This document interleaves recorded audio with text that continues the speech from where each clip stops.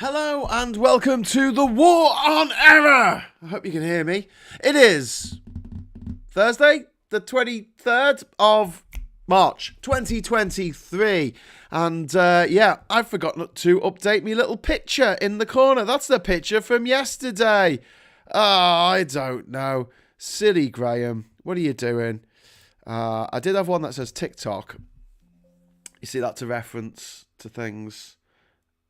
Obviously, because hello, there we go. That's better. Because the clock is ticking, not just for George, what's his name, Trump in America, where loads of different legal cases all seem to be coming at once, but also Boris Johnson in the United Kingdom, who was up before a select committee yesterday. Sorry I had to leave before the end of the select committee, but by that stage it was just going round and round in circles. I was really bored. I was just sitting there sort of playing cards while Boris Johnson just lied through his fucking evil little crooked teeth, his yellowing, crooked, tobacco-stained, cocaine-infused teeth. Probably cocaine-infused. I don't know how cocaine works. Anyway, but also the future of TikTok itself, spelt differently, obviously, to the way I've spelt it there, which is also looking a little bit ropey at the moment, mostly because they're thinking of banning it in the United States if it doesn't divest itself from its Chinese shareholders, which is something that actually happened with Grindr a few years ago, where they said, listen, Grindr, if you don't divest yourself from your Chinese shareholders, we're going to stop you being a thing in America.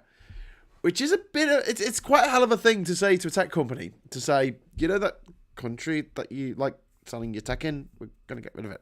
Now, I can understand the US government's point of view on this to a certain extent, because, yeah, it's Chinese owned. Yeah, the Chinese government have an horrific record of human rights atrocities. And don't at me about our human rights atrocities. I do a whole entire series about how Britain did terrible things around the world. I know that does not negate the fact that China is doing bad things now, and that Russia is doing bad things now, and that Saudi Arabia is doing bad things now, and other countries around the world are doing bad things now. Okay? It's like multiple bad things can happen at the same time or at different times in history. It's not a zero-sum game. But when a thing is happening right now, you don't go, oh no, someone's been attacked in the street, I better do something about that. Oh, but hang on, someone was attacked in that very same street in 1963. So let's do nothing about the person who's being attacked now. But if you are a Uyghur living up in the Xinjiang region in the very northwest of China, if you're Tibetan, if you're from a minority in a lot of China, the government does not treat you very well. It's not very nice. It's an authoritarian government that you have to sort of basically do what you're told or you get into trouble. And the fear is that TikTok is essentially taking user data and using it to spy on people. So this guy called Xu Zichu, who's actually Singaporean, but of Chinese descent, he was interviewed today in front of Congress. It was a disaster for him, and I watched a lot of it, and a lot of the things that that the lawmakers were saying. Yeah, fair enough. You couldn't argue with it, and Xu's kind of response to it, a lot of the times, like, yeah, but Facebook does something similar, and Twitter does, and you're like, yeah, but that doesn't mean that you should all be evil. I want Facebook there as well. I want Twitter. I want Elon Musk pulled by his ear up before Congress to ask him what the hell he's doing with Twitter at the moment. I want to know. Anyway, so there's that. So there's a few things today. There's Johnson, there's Trump, there is TikTok. If there's anything else you want me to talk about, I'm happy to talk to you about it. You just let me know in the chat. First of all, I'm going to say hello. I'm going to say hello to David, to Graham, to Duke, to Cathal, to Asperger's Europe, to the Lefty Boater, to Crunchy Cuts, to Emmy. Hi, Emmy. To number 3, to the Lefty Boater, Duke Vengeance. I've already said him. Cathal, I've already said Cathal as well. Okay, yes. Hello. Oh, just need to take a drink. No, it's not vodka, but I wish it was. Anyway, so, yes, there are the few things that are going on today, but I'm just going to slightly go off on a tangent, right? Because I want to have a little bit of a rant. tomorrow I'd love to go and see John Wick. John Wick 4 has come out to rave reviews, and I quite like John Wick 1, 2, and 3. So I wouldn't mind going to see John Wick, the one-man murder machine. But I can't. I can't go and see John Wick. Do you know why I can't go and see John Wick? Because my partner is deaf. And would you believe it? In the whole of the UK, the entire country of the UK, and the thousands of cinema screens in the UK, only one in Worcester is showing the subtitled version of John Wick tomorrow night, tomorrow evening. There's a couple of showings at the daytime at 12 o'clock, but unfortunately for the deaf community, my partner does have a very high-powered job and does work 9 to 5, so that's not something that she can partake in. One screen out of thousands. So I can't go and see John Wick 4. Don't know how to get it now. I don't know how to see it. Well, I do know how to get it. But it's very frustrating. It's incredibly frustrating. Because back in the day, when they had physical prints, and they used to turn up in a big chest with these reels in, each film would be at least 8 reels. Some films were 10 reels, some films were 16 reels. These massive boxes would get transported around the country with the films in, and they had to put it on the projector, press play, and then get the secondary projector ready to, overlap. When you got those cigarette marks in the top corner, and as soon as they saw the cigarette mark, they stopped one and started the other. It's got to be really good. Some projections, you couldn't tell. You just couldn't tell that they were switching projectors. 2 projectors, one next to each other. Yeah. And, nowadays, they just literally plug in a hard drive, put the film on it, and press play. And, I don't know, make sure the lens is in focus. I don't know. To put the subtitles on, they literally have to press a button that says subtitles. That's it. They don't need a new print that's been made specially with subtitles like they used to. They just press the button. There's a button and they press it. And only one, not one, yes, one of the thousands of cinema screens around the country, only freaking one has actually got a subtitle screening, and it's down in Worcester, and I live nowhere near Worcester. Not actually that sure where Worcester is, to be honest with you. I think it's around Birmingham somewhere, I imagine. I have no idea. My geography of the United Kingdom is bloody awful. Graham, I could do the subtitles. I made a course to create SLT files of movies in Grenada. But companies don't offer subtitles jobs. Yeah, I know they don't, but the thing is, the subtitles are already with the films. The films, when they get them on the hard drives, have already got subtitles encoded onto the film. There's an SLT file on the fucking digital file. Yeah, a bit annoying. So there's 4,620 screens in the UK. Cinema screens. 4,620. And I guarantee that every single one of them is going to be screening tomorrow, right? Maybe not all screening John Wick, but the fact remains that it's, the big film opening this weekend. It's unbelievable. Imagine if they took away the disabled ramps on Friday and Saturday nights. Anyway, I'm going to get back to what I wanted to talk about. Speaking of errors, I made a huge one building this new thing in the city, says Duke Vengeance. Is this an NCP car park? Down the M5, says number 3. Worcester, south of Birmingham on the M5. Oh, there you go. I said it was by Birmingham somewhere. See, my periphery geography is all right. Just don't know exactly where it is. No, I think I've gone past it on the M5. I must have gone past it a few times in my life. I'm very sure of that. So anyway, yesterday, which we'll talk about first, it's Boris Johnson, who is a fucking liar, a pathological liar, a cheating scumbag who's been fired twice from 2 separate jobs for lying, one for making up a quote from his godfather, well, that was bollocks, and another time for lying about an affair that he was having to the then leader of his party. And so he's been fired from jobs twice for lying. He's lied to all of his wives. He's lied to all of his mistresses. He's lied to everyone who's ever known him. He lied to the Queen. And, apparently the reason why he lied is no one's told him it's wrong to lie. That's what he said yesterday. He said no one told him it was wrong to break the rules that he fucking created. He literally created these rules, and they said, yeah, well, I can't be expected to follow the rules that I created or know them. I mean, I needed someone else to tell me. And the remarkable thing is, yesterday he said, but the thing is, I needed someone to tell me. It's like, okay, who do you need? Who's going to tell you? He's like, I asked my press secretary. Sorry, what? You asked who? I asked my press secretary, Jack Doyle, and he said it would be all right. I'm like, what? So you didn't ask a civil servant? No. So you didn't ask like a scientist or anyone? No. Or a lawyer? Maybe a lawyer to find out if it was legal? No. I asked someone who literally worked for me, whose job it is to keep me happy. Oh, okay. You literally asked a yes man who worked. Yeah, that's what I did. Absolutely fucking maddening, I swear. But yes, what are you going to do? Get mad. Destroy. Number 3 is here. Graham, I actually brought in subtitles. You'll record the screens. You imagine how many times you say anyway.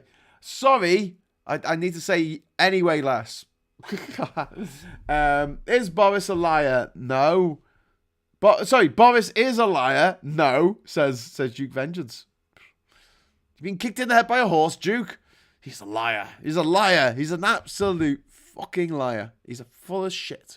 Anyway, while we couldn't be with our loved ones, he was having parties. Because no one told him it was wrong to have parties while nobody else in the country could have parties. I mean, now I'm saying out loud, I realise how absurd it sounds. Sounds pretty fucking absurd. Does it sound absurd to you? I really hope it sounds as absurd to you as it does to me. Because let's be quite frank about this. It's fucking absurd. And the fact that this guy was the Prime Minister of our country during an absolute mega crisis like the pandemic is just... It's just depressing, isn't it? It's best not think about it, eh? Yeah, anyway. I was given assurances that I did not break any rules, says Diane. Yeah, sorry, David. Sorry, David. I misgendered you there. Yeah, I was given assurances that I didn't break any rules. Yeah, by his press secretary. By literally someone whose job it is to just spin things, his spin doctor. I asked my chief spin doctor if it was okay if I did this, and he went, yeah, don't worry, people will get bored of it. That's what he said. People will get bored of it. No, he only wants to hear what Boris wants to hear and then throw everyone around him under the bus, which he does. You can't accuse Boris of having a party. There wasn't enough cocaine and hookers dancing on the table to notice. Yeah, I believe there was cocaine there, by all accounts. And there is a lot of cocaine in the Tory party. And when you realise that, you also realise why Tory politicians act the way they do, like a bunch of crypto bros. Yeah, it's the cocaine. You look at Jonathan Gullis going,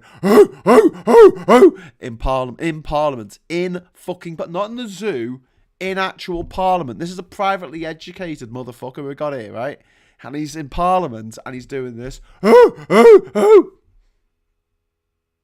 If you're telling me he's not on cocaine, I wouldn't know where to look. Seriously. You look at Michael Gove. That man is a one-man fucking Bolivian marching powder party. Yeah, it's Govey. Yeah, he always brings the good stuff. Yeah, woo. Fuckers. That didn't happen, and if it did, it wasn't that bad, and if it was, not a big deal, and if it is, not my fault, and if it was, I didn't mean it, and if I did, you deserved it. Narcissist prayer. That's from Cathal. Very, very true. But they said those gatherings in number 10 were essential. Yeah. Nah, that's just the maddest thing, isn't it? He genuinely thinks that having a party was essential. I had to fight for my right to party. Honestly, that's what he said he said, did you think it was essential to have a party? He went, yeah. So it was absolutely essential to have a party. My partner left her work, her job in 2020 and got another job. To go to another job, and she had a leaving do, and it was really lovely, and all the people who she worked with at her work were they did all this stuff for her, but it was all over Zoom because they couldn't meet in real life because of lockdown. And you think about how many leaving parties there must have been. in that period where Boris Johnson was just having a piss up. And don't forget, these are just the ones we know about.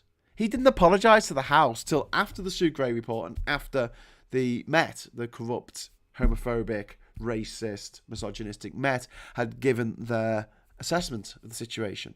Why did he do that? Why did he wait until then to apologise? Well, there's only one reason to wait until all the evidence has been collected, to see what evidence is collected. Because there were more parties. I think there was probably a party, an orgy, a coke-fueled orgy in number 10 involving these fat, horrible, disgusting, ugly wankers masturbating over each other onto a fucking digestive biscuit or whatever these fucked up, privately educated cunt jobs do. I reckon they just had a party every fucking night. And then he was like, oh, well, they only found out about, like, I don't know, 18 parties, so I'll apologise for them, kind of, but that'll do. Good job they didn't find out at the party where, you know, that thing happened. My favourite, we didn't share pens, Harriet, but you shared drink. Well, of course, quite, yeah. That was his distancing. So he said it was okay to have a party because obviously you had to be reasonable in a situation like work where, you know, it was kind of unavoidable to sometimes go into too close to people within 2 meters of people. And he had mitigating things to mitigate the spread, like plastic plastic barriers and things, plastic partitions. And they were like, where were they? He's like, oh, they were in a different room. It was like a spoiled rich child, a school child, a particularly dim school child, trying to get away with fucking whatever they've been caught for, whatever they've been caught doing, smoking behind the bike sheds. I'm like, no, it wasn't me, wasn't there? We saw you with a cigarette in your hand behind the bike sheds. Yeah, but it wasn't a cigarette, it was a pen, and I wasn't smoking it, and it wasn't actually me, it was just someone who looked like me, and... Fucking embarrassing. I'm so embarrassed for this country. We had that cunt as our fucking Prime Minister. How do you think that looks around the fucking world? I'll tell you how it looks around the world. It looks like we are the biggest bunch of dickheads on the planet, next to the fucking Americans. Thank God they elected Trump, eh? Fucking hell. If Johnson had asked 100 people if it was okay and 98 people said it was wrong, but 2 people said it was okay, he can accurately say he was given multiple assurances. Yeah. Emmy ended her message there with the word twat in capitals, which I think is very appropriate at this moment in time. If you can't mitigate, then you can partygate. Oh, I like what you've done there, Annie. Number 3 says, anyway, the world's getting warmer. Apparently we need active carbon capture to have any chance of staying below 1.5 degrees. And unfortunately, carbon capture is bullshit. Yeah, it's kind of bullshit. It's not actually going to do anything. The way we stop the world getting warmer is we just stop burning fossil fuels, which we actually could do. Don't think me naive in saying that. We could quite easily transition before the end of the decade to pure renewable energy, but the political will is not there, and the sociological, the society's will is not there, because we are top heavy of older people who don't give a fuck. And obviously not all older people, I know there are some of it. David Attenborough, for instance, he's 96. He gives a fuck. Okay, that's the exception of who's old. No, obviously there are more people who are old who definitely care about the environment. Okay, whew. Jesus, got hot under the collar there. But a lot, and by that I mean more than half of the boomers, don't think it's anything to be too worried about. Probably because they don't have kids or grandchildren to care about the fact that by the end of this century, most of the world's going to be uninhabitable. I'll say that again. By the end of the century, most of the planet is going to be uninhabitable. And I know we've come on leaps and strides, and we have scientific research bases in Antarctica, and we have desert caravans going through the Sahara Desert. Yes, but it's a very, very harsh, difficult way of life. And if things fuck up, you fucking die. And we had Tucker Carlson on Fox News this week saying, people don't talk about the benefits of climate change, because what's going to happen is suddenly all these fields up in Canada, under the permafrost, are going to be available for us to grow crops on, which would be great if the quality of the soil was really, really good. It was like rich European or Midwest soil. Yeah, that would be good, but it's not. It's really, really bad, useless soil. You've seen the movie The Martian, where he tries to grow stuff on the soil of Mars, but there's no nutrients in the soil of Mars, so he has to use his and his comrade's shit in order to grow potatoes. Remember that? Yeah. We're going to need a lot of nitrates. And what are we running out of? Nitrates. Yeah, we're running out of them too. Great. So let's just keep burning stuff. Let's just keep burning the baby fucking seals. Let's just keep this misinformation fucking wagon going through. We're going to have carbon capture. We're going to have carbon footprints. So we're going to get people to work out how much they're destroying the environment. So we the big fucking fossil fuel companies that are responsible for 99% of the fucking pollution on the fucking planet, we don't have to do anything. It's all your fault. You should do something. You should change your life. You should get rid of your car. You should go on less holidays, shouldn't you? That's all your fault. You should change the way you are. And if you don't, you can't complain about it. So if you take a car to go anywhere in your life, you can't complain about the fact that cars are belching out toxic fucking toxins into the environment all the fucking time. And why children in London are dying of fucking asthma because of all the pollutants on the fucking North Circular and all around Heathrow Airport. Carbon credits. Oh my God. All these are made up by the oil companies, by the way. All of them. Yeah, carbon footprints, carbon credits, carbon... What was it? Carbon capture. And my current favourite one is hydrogen.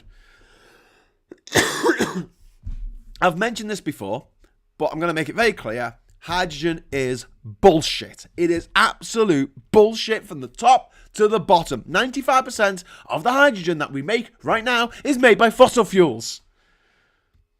And the 5% that isn't is like made from wind turbines, and you could just plug into the wind turbines without putting it into hydrogen, which you then need to transport. And we've got no infrastructure, so we've got no pipelines. How do you get the hydrogen anywhere? Well, you put it on a big truck. Isn't that a bit dangerous? Did you see what happened to the Hindenburg? Oh, no, it's absolutely fine. You can just put it on a big truck. Yeah, all right. And then, when you're transporting it, yeah. So, obviously, it's quite a light gas, isn't it? I remember the periodic table. I think hydrogen came first, and then helium, and then lithium, and then beryllium, maybe, and then boron, carbon, nitrogen. Sorry, I'm boring you. But, I'm sure it's pretty light. So, doesn't that mean that the molecules or whatever are far apart? I don't know how science works. Yes, they are far apart, Graham, and you have to fucking freeze the shit out of it to turn it into liquid so that you can transport it. What? Yeah, you have to make it like minus 15 fucking million degrees or something. Oh, okay, I know that number doesn't really exist. So it wouldn't. But the energy that you need to freeze it down to the size that you need to transport it, isn't that going to just be using more energy? Yes, more energy. How are you going to get that? Fossil fuels. Let's burn more coal and oil and what do they call it? Clean gas or something. Clean gas. That's bullshit. There's so much, and there's a term for it, isn't there? Greenwashing. I'll do a whole show on it. Fucking greenwashing. It's such bullshit. It winds me up, and I've got friends who are like, Graham, shut up about hydrogen. It's one of the ways we can solve problems of the future. And I'm like, no, it's fucking not. So it's been 10 years in the future. When I went to the Labour Party conference, there was a big double-decker bus in the fucking in the chat bit. What's it called? The where they have all the stands. Big double-decker bus, powered by hydrogen. All right, mate. And they had this lovely little diorama. Someone had made, maybe Doc Brown at Back to the Future made this lovely little diorama, and it had these wind turbines, and they were going to this lovely little facility that was making hydrogen. And I'm looking at it going, I said to the woman, why didn't you just plug straight into the wind turbines? Oh yeah, but we need to make the hydrogen. Yeah, but what for? Well, because then we can run cars off the hydrogen. Yeah, but you can run them off electricity. We've got them already. The power is there. The infrastructure to transport the power from those wind turbines to the national grid and then around the country, it's there. It's already set up. nowhere set up for hydrogen. You'd have to convert every, petrol forecourt in the whole country. Are you going to do that? Yeah? Right, okay. What? It's absolute fucking nonsense. Absolute fucking nonsense. And yes, before I even look at your comments, I'm sure there are certain industries and certain medical breakthroughs and certain scientific endeavours that require the use of large amounts of hydrogen, and hydrogen production for that might be a good thing, but it's always going to be a cottage industry. We are not going to have hydrogen run fucking cars, all right? I will stake my hat on it, and you know how much I love my hat. So if we come back here 10 years hence and we suddenly every car's a hydrogen car, I will give you my hat. I'll try and eat it, but it's a bit tough. I've already tried that before. But fuck me, it is just a bit weird that, like, for some reason people are like really hung up on how dangerous nuclear power is. Fukushima, Hiroshima, Nagasaki. Okay, right? And is that more dangerous than sending people down into coal mines where the coal mines fucking collapse and they fucking die? Or they die of black lung at the age of 40 because they've been down a fucking mine all their life? Is it more dangerous than the entire planet warming up by 2 degrees and just basically killing everything on it that lives at the moment at this nice little equilibrium that we have? It's quite interesting that Sargasso fucking seaweed's gone bananas this spring and is now in a bloom that's twice the width of the continental United States of America. Climate change, yay. You're going to say that the world's going to be vast swathes of the world are going to be uninhabitable by the end of the century, which is only 77 years away. Yeah, you shat your pants there, didn't you? 77 years away. Also, before the end of the century, we're going to lose every beach in the world, pretty much. I'll say that again. Before the end of the century, we are going to lose every beach in the world. Now, what are you going to say? But Graham, when water rises, it doesn't rise uniformly. It's not like filling a bath because it's around the planet. And obviously there are gravitational forces from the sun and the moon that causes large areas of the sea to bulge at certain times, and that creates the tides going in and out. So maybe sure, when the tide goes out, surely there will be still some beach there. Well, yeah, maybe. In some places there might be a beach for, half an hour a day. But in the vast majority of places, yeah, there's going to be no fucking beach. There's going to be no beach at Malibu. There's going to be no fucking beach at Cannes. There's going to be no fucking beach at Bali. No beach anymore. There's going to be no beach on the island of Koh Phi Phi where they filmed the fucking beach. It's not going to be there. Do you know why? Because it's only a couple of inches above sea level. I don't know why I'm doing this so much. I'm going mad with the jazz hands today. It just annoys me. Anyway, I'm going to jump into your comments because I'd love to see what you've got to say. I think we're going to have a little bit of fisticuffs here. But, let's keep it polite, keep it nice, keep it civilised. Unlike Johnson, who's fucking just Mr. Barbarian, isn't he? It didn't happen. Did happen. We didn't share penises. Oh, sorry, pens. Anyway, the world is still getting warmer. This is from number 3. I was assuming the will to do so. Haha. Suddenly, number 3 is 1. Suddenly, living north of 60 degree north doesn't sound so dire. His attitude yesterday really brings into focus what his housemaster Eaton said. But Boris thinks it is churlish of us to expect him to follow the rules that everyone else has to follow. Indeed, Graham. When will UK rejoin EU? I miss Canal Street. So, bit of breaking news for us pro-EU lot. Mike Galsworthy has now been elected the head of the European movement. He's the chair of the European movement. So, I advise everyone watching this who's British and wants to rejoin the EU to join the European movement, if you haven't already. I'm going to be joining it because actually things might actually fucking happen now instead of just people sitting around talking and not a lot of things happening. It's not a dig at the EM, not a dig at Grassroots for Europe, not a dig at all the different for Europe groups around the country, but we need some charismatic figures who are prepared to muscle things through and get shit done, and Mike Galsworthy is definitely one of them. Also, we share a birthday, so that's cool. Hydrogen for utility scale storage is important. It can be stored as ammonia for the winter when we're short of solar and wind, but it has to come from carbon neutral energy. Yeah, David, but it won't, will it? I mean, just we don't have enough carbon neutral energy to actually make energy for us at the moment. And then when all the electric cars in the next few years go online, we're going to have a lot more electricity needs. When everything goes electric, when people have electric heaters in the house, electric heat pumps. Obviously, it's a better way of heating your house, but it's electricity. So our energy usage is going to go through the fucking roof, and we need to, do something about that. When we talk about energy storage, there are different ways of doing it. We can do it through ammonia, obviously. We could do it through batteries. Well, yeah. We can also do it through compressing air. We can compress air when we've got energy and then uncompress it through a turbine when we don't. Making a turbine turn around and creating electricity. The best way to do it, the absolutely number one best fucking way to store fucking energy is water. You have a water basin down here. You have a reservoir. It's a bit higher up. And when it's sunny, when it's windy, you pump the water into the reservoir. And then when you need it, you release water back from the upper reservoir to the lower reservoir. And you use hydroelectric power, which has been around for well over a century now, isn't it, hydroelectric? The technology is there. And we make electricity. So there's a new scheme that's just been greenlit in Scotland that's going to just blow any kind of mega gigawatt battery factory out of the water.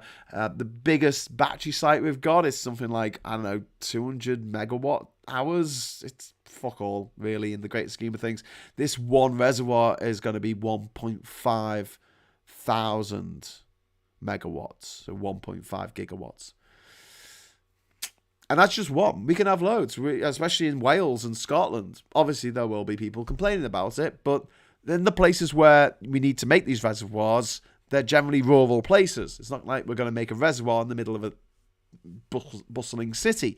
So it would generally be quite easy. I mean, we don't really need to flood villages, as happened in the 1960s, to build reservoirs.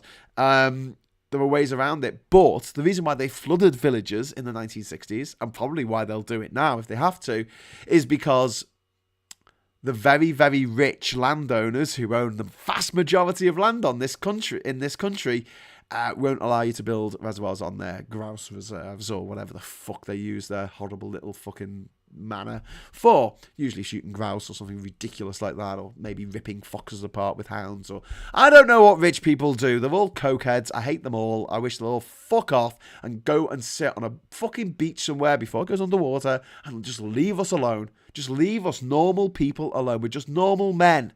All right, we're just innocent, normal men. And we don't want these rich motherfuckers who don't have to work, taking our jobs, taking all the best jobs, taking all the 6-figure jobs and the 7-figure jobs we're not allowed to even fucking apply for because we didn't get spat out of our mum's twat onto a pile of money.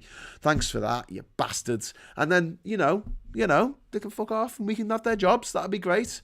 They can fuck off, and so we can build reservoirs on their fucking land, or maybe rewild their lands. Hey, that would be an idea, wouldn't it? We've lost so much of our wildflowers in this country. We lost so much of our insects. Like, our insects have gone down like 70% or something mad just in the last 10 or 20 years. I mean, you're talking about when I remember late summer. When I was a kid, if you went down the motorway in late summer, you would get to your destination and your entire windscreen was just covered in bugs. Your number plate will be covered in bugs, like squish bugs. Now, you can drive from one end of the fucking country to the other. You won't see a fucking single bug on your fucking windscreen. Because they're all fucking dead. Because we're fucking killing them all with our fucking toxins. And all we hear is Radio Gaga. No, all we hear is, oh, but what about the ULEZ zone? What about the ULEZ zone? Which I learnt yesterday. It's only for cars that are like older than 17 years, is it? 17, 18 years old? Cars that are going to be... And who has a fucking car in London? Taxi drivers. That's it. They're exempt. Who gives a fuck? Oh, but we're going to pay it's not fair. Yeah, it sounds fine to me. If it means that a child doesn't fucking die through breathing in the fucking toxins that are being blurted out the back of your shit wagon, then yeah, I'm pretty happy about that. Because I think that child's life is fucking worth you paying £12 to go into fucking central London, a trip that you don't even need to make because they have one of the best public transport systems in the country. Oh, but what about the people who tradesmen who go, yeah, charge the customer an extra 12 quid. Jobs are good and fuck me sideways. Anyway, gravity is the best way to store energy. Thank you, Ernie Burns. Gravity every time. And also, you know, when you're dealing with a reservoir on a higher level and a reservoir on a lower level, do you know what tops it up? The fucking rain. So when it rains, there's more energy falling out of the sky, essentially. I know it doesn't make that much of a difference on that kind of scale, but come on. It's still pretty good. Number 3 said, I joined Bristol for Europe. I met someone from the Movement for Europe. I joined XR as well, but that's it so far. Oh, brilliant. That's good. That's good. No beach, including Malaga. No bollocks. I mean, the Mediterranean's fucking almost dead as it is. To compare with how it was 100 years ago. We've fucked that into a fucking massive big dead lake now. Well done, humans. Just by pumping it full of shite. Perhaps we should do the documentary of the future. Well, Richard, I wanted to do, I've told you about this before, a blog where it was about a young woman and she was from Scotland and she's traveling the world going to all the famous landmarks around the world in 2050. And basically, it's a blog of her explanation. I could probably do it now with AI photography, image generation. Sorry, not photography. AI image generation. And yeah, so the story is she's traveling around the world and just what the world's going to look like in 2050 when most of those famous landmarks around the world are under fucking water. Yeah, great. A lovely hat on the picture. I don't like 5 minutes cities either. They don't like 5 minute cities. Well, it's 15-minute cities, actually. But it's always the same lot, isn't it? The climate change denier, the anti-vaxxers, the conspiracy theorists. There was a great clip that I saw on TikTok earlier today while I was doing my research into TikTok. And it was a comedian from Newcastle, by the sounds of it, or Sunderland. And he said, have you, fucking conspiracy theorists, how come they never think, oh, I was a bit shit in school? Anyway, it made me laugh. Hydroelectricity here in Central Canada costs 5.5 pence per kilowatt hour. The UK electricity costs 600% that. Yeah, that's from Rob. It's mad, isn't it? Hydroelectric. It's there. Tidal power can be harnessed. I know it's difficult because you're putting it in the water. We're soon going to get one of the biggest, if not the biggest, offshore wind farm on Dogger Bank, which would be fucking fantastic. But it's part funded by, I don't know, Germany or Denmark or something. I don't know. But yeah, I mean, the technology is there. I mean, you look at solar panels. When Marcus and I were on Ginger Island back in 2021, we got like 6 solar panels for, I don't know, they were only about $100 quid each. I mean, they were just super fucking cheap. And that's all the energy we needed to live on an island. It's fucking brilliant.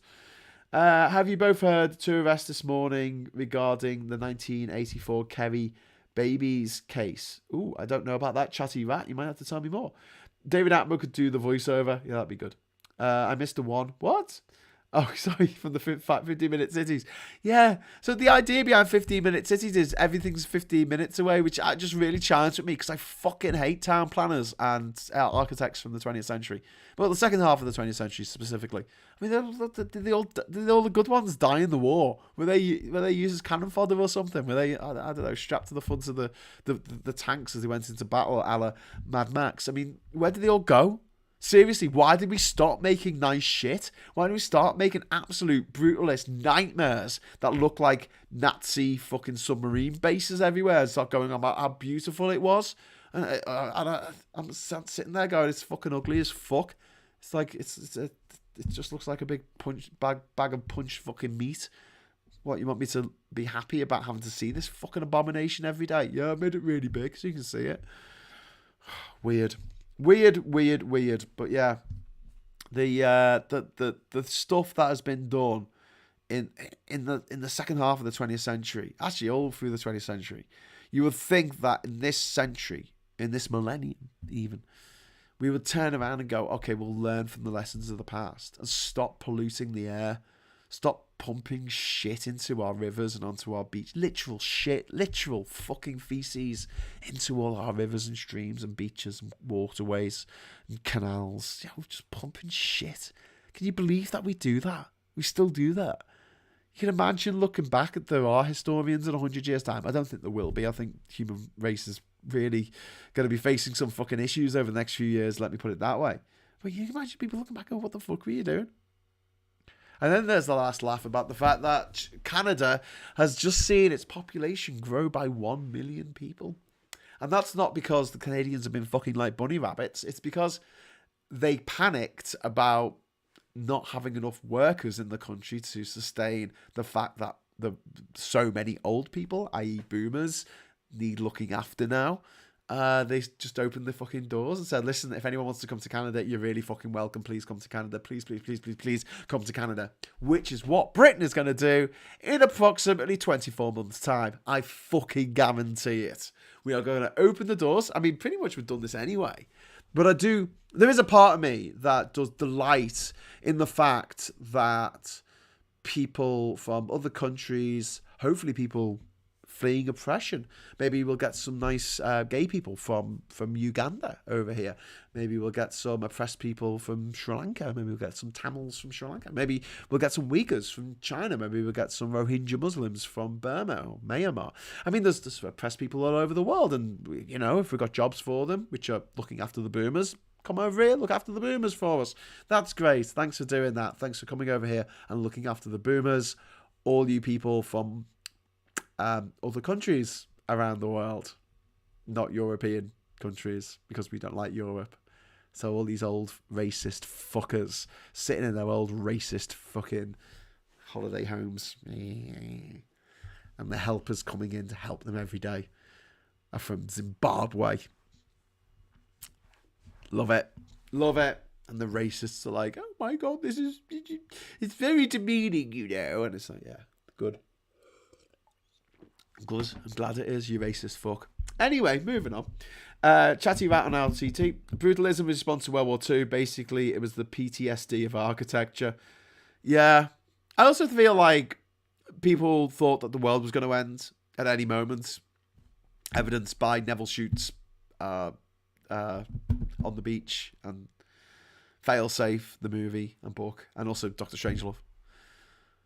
I think they just thought they were going to die. So what's the point of making some? What's the point of spending ages making something look really nice when you can just build it in 2 years and it can look shit and people have to lump it? And then if anyone says that looks shit, they'll go, "Shut up, Graham! Stop saying that looks shit." Yeah, but it does look shit. No, you can't say that. La la la la la. It looks beautiful. You just got to appreciate clear lines. No, it looks like something that aliens would build if they were robots and didn't have any emotions. Like. You know in Star Trek where they meet aliens and they don't have any emotions and they're like, oh, is this the emotion you call love? You know them, yeah. So basically they've come to our planet and they've got robots that they've created which have even fewer emotions. And basically, they've created all these buildings and we have to like them. Even though they're completely emotionless, bland, banal buildings. But, you know, okay. Everyone is in a box. And also it's destroyed culture all over the world, because culture isn't just dance and poetry and literature. Culture is embedded in the architecture of each and every country in the world.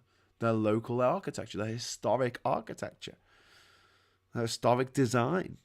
You know, going back to the Australian Aboriginals' cave designs, the cave paintings, the dot paintings. I mean, you know, if an Australian building was built around the idea of Aboriginal art, I would appreciate it a lot fucking more than I appreciate the Sydney Opera House, which I think looks shite. I think it looks like a row of cunts.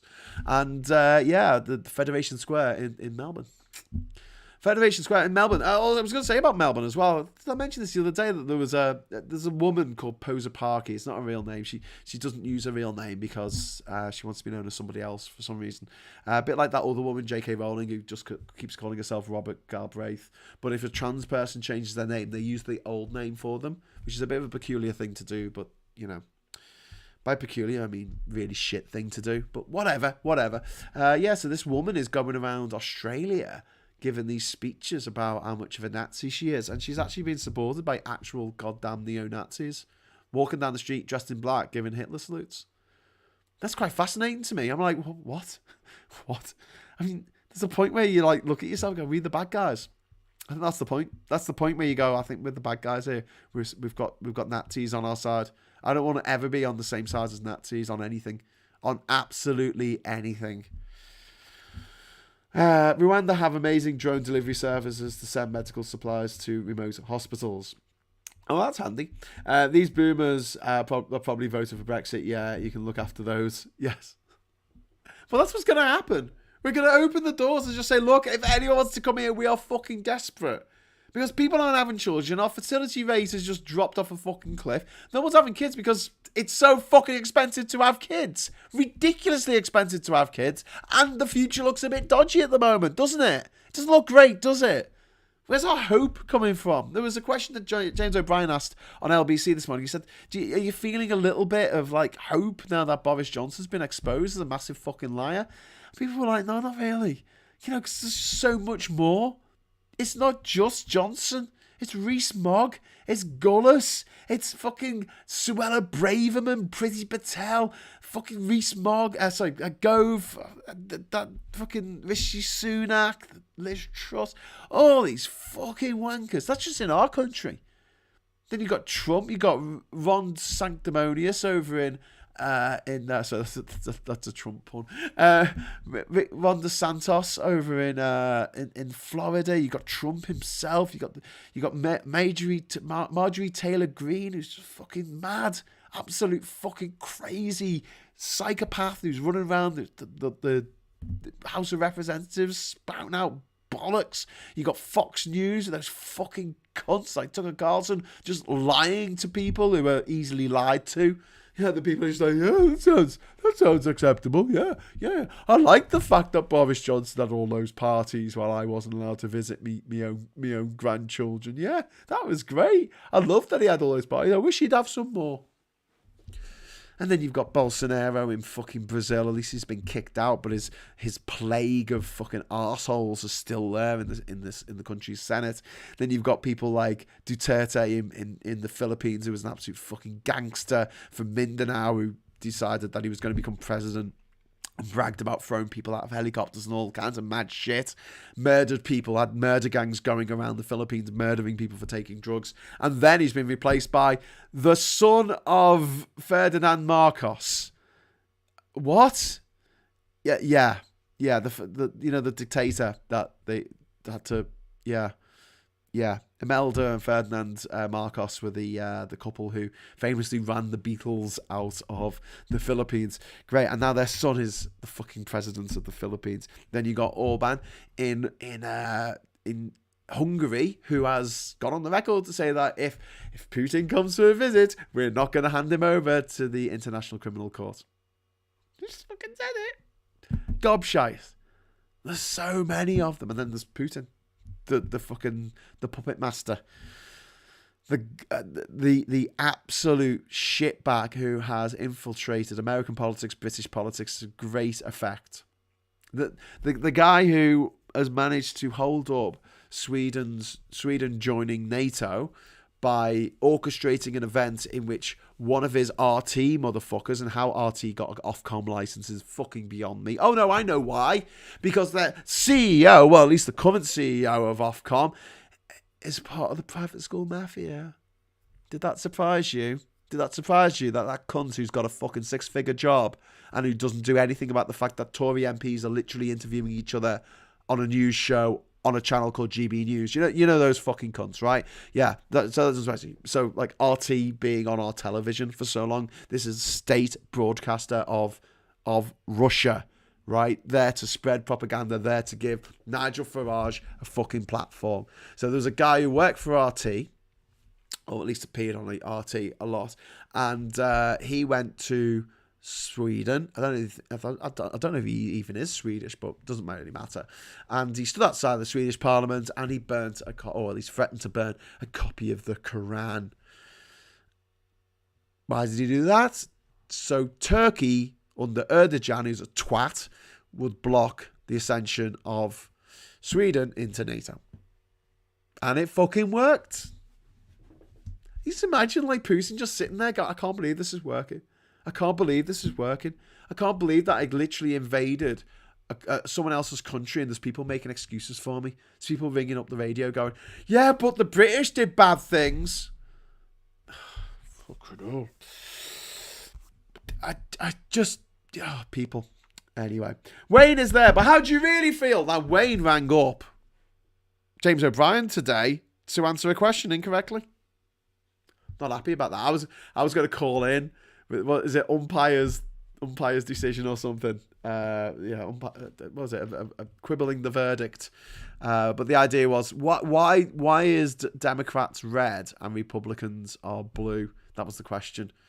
Sorry, why isn't it that way around? Because every other country in the world, left is red and right is blue, except in America where the Democrats are actually blue and the Republicans are red.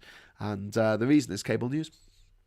Steward's Inquiries, that's the one. Thank you, Wayne, for correcting me. I couldn't remember what it's called. That's one of those posh games that I don't play. Anyway, on a positive note, the turnips are coming on, says Plum Duff. That is excellent news. Thank you.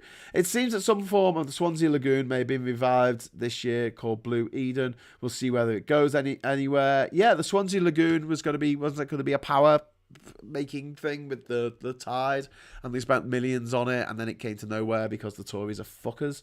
So that'd be good. Never mind.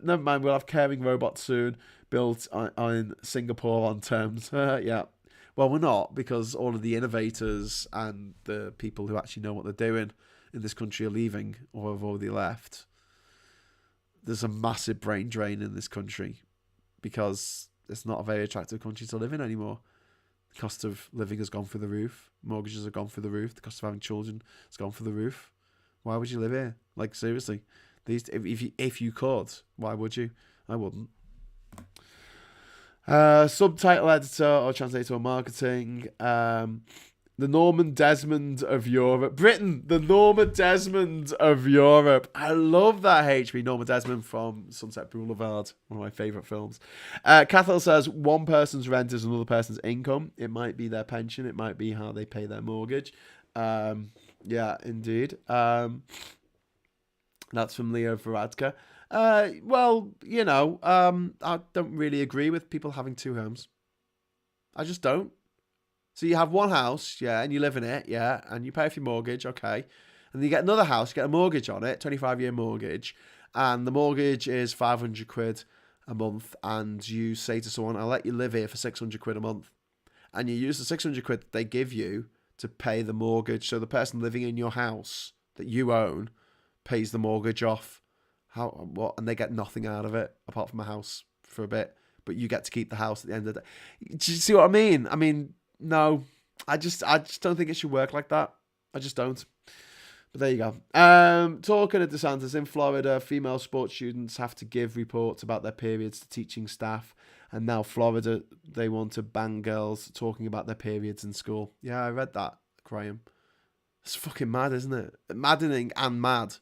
And one of the subjects that they want to get rid of in universities and state universities in Florida is Jewish studies. Yeah, Jewish studies. Who would want to get rid of Jewish studies out of the curriculum for universities? Anywhere? Oh yeah, Nazis. Yeah, Nazis would want that. DeSantis is a fucking nightmare. And he's probably going to be the, what are they called? The Republican Party fucking candidate, isn't he, for the election? I hope him and Trump go to town on each other. Not in that way, because that would be disgusting. No, I hope they don't hold back in their criticism for each other, and that negatively impacts which of them eventually gets the nomination to run as president, which is a bit of a worry. Wayne says, I've been paying my landlord's mortgage for 23 years. I can afford a house, proven, but my 23 years of rent payments means cock all to banks. Yeah, Wayne. Honestly, I couldn't agree more. It is a bent system. I have multiple homes, but they're in Minecraft. Is that allowed? Yes, Duke. Absolutely, mate. What's this man, Michael Portillo, is censored on GB News. You know what he said? He used to have a travelling show. As you. Yeah, Michael Portillo went to private school, so of course he got a travel show along with the Ranga Nation guy and the guy from the IT crowd and the guy from Monty Python and Joanne Alumni and Yeah, Alan Wicker, and just basically everyone who gets to make a travel show in the UK is privately educated. Pretty much. But, you know, I'm not bitter.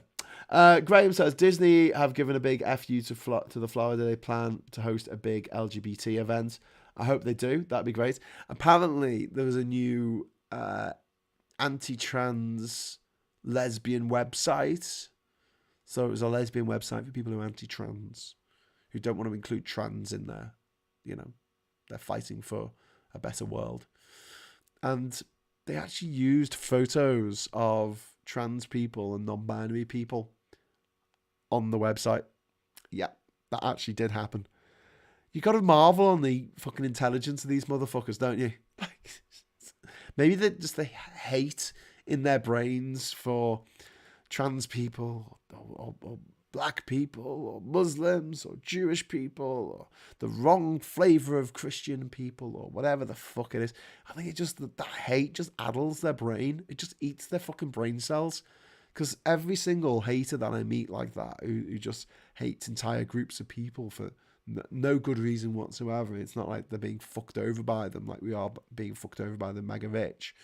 No, just they're all thick as pig shit. They're really fucking thick. You have a super chat. I do. I have a super chat from David. Thank you, David. I explained to my 11-year-old daughter today, and she was appalled. She realised straight away she'll never be able to afford rent the way prices keep going up. That's thank you for the super chat, David. Really appreciate it. And thanks to Wayne for pointing it out. Yeah.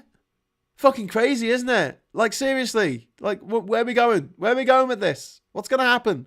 90% of the wealth in Britain is held by boomers. 90%. That is unsustainable.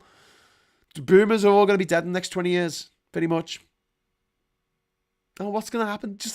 I'm just marveling at this idea that each generation after the boomers are going to have it worse than the boomers had it. Maybe the Gen Xers kind of got away with it a little bit, but the millennials certainly haven't. And Generation F, may as well call them Generation Z, Z. You may as well call them Generation F because they're fucked. The other is part of human nature. We need to know ourselves.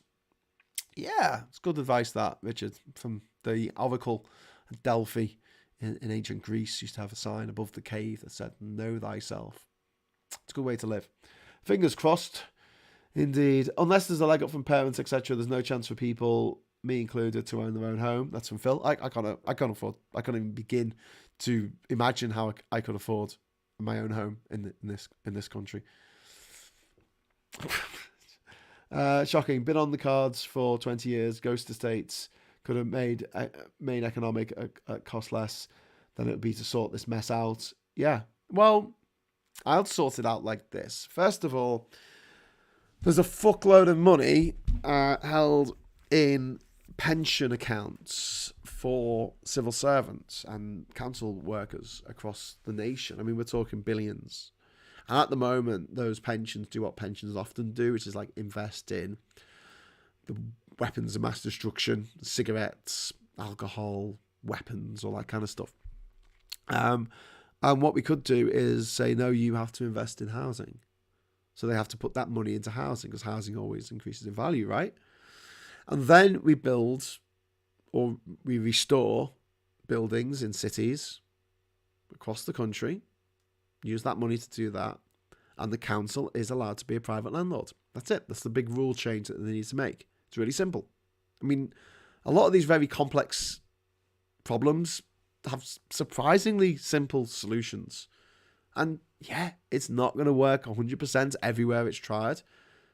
But if you have a load of houses in an area down a street and half of them are up for rent to anyone who wants them via the council's your landlord, and half of them are there as council houses for people who can't afford the rent and need subsidies. So instead of government money, so instead of taxpayers' money going in subsidies to pay for people's rent, to private landlords to pay for their 6th, 7th, 8th house, yeah, taxpayers' money going to renters to pay rich people who already own too many houses so they can buy more houses, which is the system at the moment. That money can go to the council or be kept by the council. Wouldn't that be a fine thing? So instead of the rich getting even fucking richer, our cities, our towns, our villages become richer, and they've got more money to spend on utilities in that town, infrastructure in that town. Schools, hospitals, fill the fucking potholes. That's all they need to do. At the moment, councils can't be private landlords. They can't be, by law.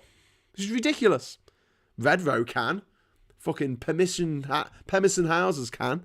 You can't if you're working for a fucking council. Well, you can if you're working for the council. I mean, like, if you are a council, you're not allowed to own private property. You can have council homes, which have all been sold off by the Thatcherites. So, yeah, good luck at that. We need power. We need UBI. Yes, we definitely need UBI. I don't see any other way. Number 3 says, I'm a boomer, but I didn't have a great life. There's always exceptions, I guess. Yeah, number 3, you're absolutely right. In fact, 1 in 5 pensioners are now living in poverty. And 1 in 5 are millionaires. And that infuriates the shit out of me. I can only imagine how you feel. So not the exact same number, but almost the same number of people who are living in poverty in their old age are millionaires in their old age. That's fucking crazy, isn't it? 1 in 5. 1 in 5 pensioners are millionaires. We need power. Yes, we do. We do need power. And the first thing we need to do to get that power is to get rid of the fucking Tories, because they are fuckers. So I forgot to put up my little ident there. I'll put it up now. Listen, as you can hear, my throat is fucking killing me still. I've still got this cold. And I've been going on for an hour. So, Pemberton Houses CEO got £82 million bonus this year. Jeff Fairborn. Mate, that is 82 million. Why does anyone need that much money? What the fuck do you do with that much money? You know, once you got a house, and a car and a television, what the fuck else do you, and a bed to sleep? What the fuck do you need that much money for? What a fucking cunt. Jeff Fairborn, British businessman, Yorkshire-based businessman. At least he's the son of a motor mechanic. But there you go. So it doesn't sound like he went to a private school. No, he didn't. He went to Fulford Comprehensive. So I'll let him off for that. But still, that's way too much money to give someone. Which could go into our local... That could have gone to the local area. That could have gone to the local council. That money. That's just been given to one little squishy human being so he can go and spend it on a fucking yacht or something equally as ridiculous and redundant. Get well soon, Graham. Light and peace. Oh, thank you so much, Ernie. So, right. I'm going to call it a night in more ways than one. If you want to drop a super chat in, now's the time to do it because I'm going. And next week, I hope to launch Labour Social. You might have already noticed that my logo has changed, or my icon, whatever. My avatar has changed to the Labour Social Rose. And from Monday, I should be joining you at 9:30 in the morning, just before James O'Brien comes on, just for half an hour. And we're going to have the morning brew. So I'm going to sit here with a cup of tea or a cup of coffee. And we're just going to have a quick chat about what's happening in the world on the day. And then I'll let you all go at 1 o'clock. Jesus Christ. Superhuman. No, I'll let you all go at 10 o'clock and you can go and listen to James O'Brien. So that's what's going to happen next week. And it also means I'm going to probably wrap these War and Errors up and also my sweary Prime Minister's Questions, which is going to be replaced by a little bit more exciting version of Prime Minister's Questions, which I'm working on at the moment with some of my friends in the the social media universe. It's not that big. Social media small knitting needle, knitting circle. Sorry, knitting needle. What the fuck is wrong with me? Oh, it's too late. I need to go to bed. Anyway, so yeah, that will be replaced by something a little less sweary. Because if I'm going to be calling myself Labour Social, then I can't really be calling everyone a cunt now, can I? So I'll just get it out while I still can. All these videos will be set to private. They will still be here. If Labour Social is a miserable failure like Boris Johnson, I will revert to norm and we'll all meet again. But as for anyone who is my patron or my YouTube member, you will continue to be my patrons, YouTube members. You'll still get access to the Discord server, which is going to become the Labour Social Discord server, but you will be given a higher higher rating, whatever, the highest possible tier fucking ranking on it, so you'll be able to lord it over the little people who will come later, because I'm a great believer in the idea that if you build it, they will come. Yeah, let's do it. So anyway, evening all. Have I missed out? Oh God, Lee's just arrived. Hi Lee, how you doing, mate? Just the fucking Tories. Wayne says, I would wish you better, but I think you're a cunt. Farewell. Oh, mate. I love Wayne. He's so nice, especially when he rings up the radio with the wrong fucking answer on Mystery Hour like a twat. And when he's asked how he knows it, he goes, oh, I've got friends who are American.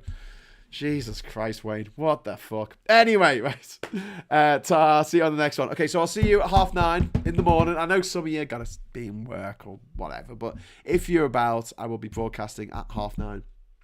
And I'm going to be actually buying a Restream account, so I will be able to go out on lots of different platforms. I'm hoping that one of them will just be a audio platform, so you won't have to watch the video. You can just listen in if you want to while you're doing something else. I'm just thinking, I will spare you half an hour of Nick fucking Ferrari.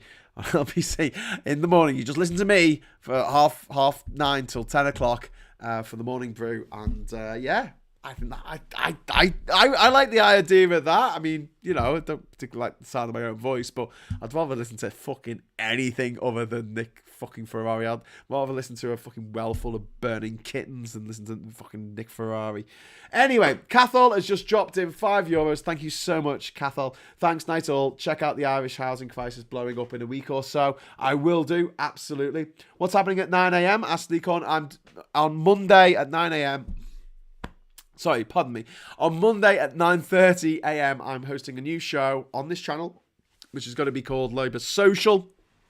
And it's going to be called Morning Brew. The show is going to be called Morning Brew. And it's just half an hour catching you up with what all the news is on the day. And we've got a little bit of a chat about it. You can drop your messages in. It's going to be a bit like this, same sort of format. And we'll see how it goes. So hopefully I'll see you then. So maybe this is the last of the War on Errors. This might be the very last one. And if it is, thank you so much to everyone who's supported this channel over the years. It's been a wild ride from when I first started doing live stuff back in, well, I suppose it was 2019, wasn't it? When me and Fobojo and Adam Lee, we did the election, didn't we? The election in December 2019, when we did a live stream of us watching the election results coming in, which was a little bit of a disaster in more ways than one.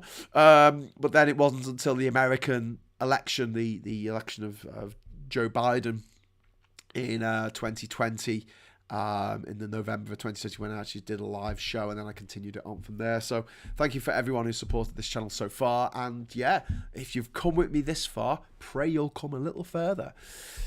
And look, if you're not a massive Labour fan, it doesn't fucking matter. It's still me. And you know, I'm not like the biggest dyed-in-the-wool Labour person at the best of times. It's a means to an end. Yeah? And the end is getting the fucking Tories out of power.